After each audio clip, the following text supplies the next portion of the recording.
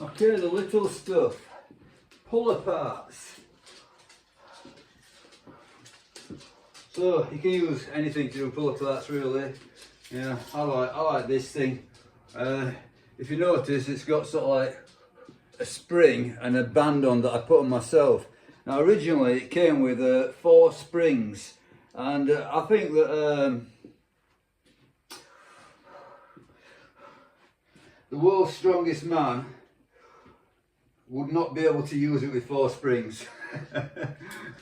I could be wrong there, but you know, I strongly suspect it. Yeah, so whoever created this thing, yeah, in some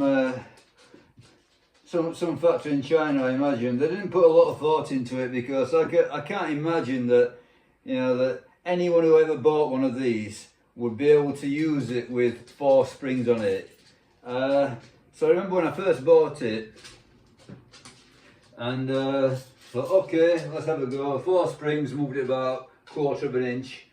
Okay, I thought, okay, take a spring off, moved it about 1/4 of an inch. 2 springs, okay, a little bit better, moved it about an inch. And finally I got down to 1 spring. So I believe that these springs are used for garage doors. So why they put it onto this chest expander, I don't know. But anyway, fortunately, with 1 spring it's not so bad. You can use it. But eventually I got to the point where I could do sort of like 30 reps with 1 spring, so I needed to put more resistance on it. The jump to 2 springs was impossible, so I ended up personally myself, you know, sticking this band on it. Okay, now I've not used this device for a while. I went over to a band, but now I want to use this device again because it's a bit more powerful than a band. So I'm not quite up to 30 reps. In fact, I'm up to about 15. But regarding Pullaparts, okay, you're good to go every day, and you can probably go multiple times a day as being your optimal strategy. So, you know, I tend to be a little bit more hit and miss than that. Yeah. Last week or so I've been doing them every day. Yeah, so they're good at prehab. So you don't worry about overtraining Pullaparts. Okay, I'm just going to knock out a set, and probably a little bit later in the day I'll knock out another set, and probably get about 3 sets daily.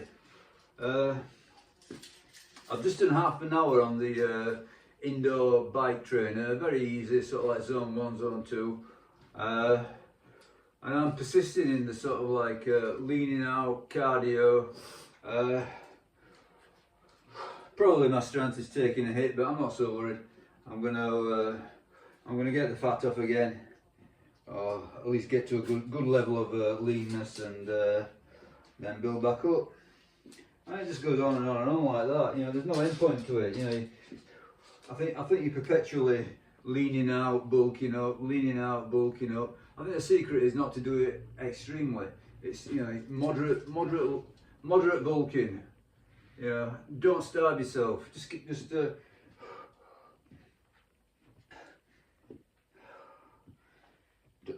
Don't destroy yourself on either way. You know, losing all your muscle or gaining a ton of fat.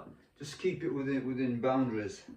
Okay, so 1 set of this, let's say about 15 is what I've been doing. I think like yesterday, if I remember. I can't even remember. Just do it to about failure. I know when you know, I don't strain it past failure. You know, I know when I've got there.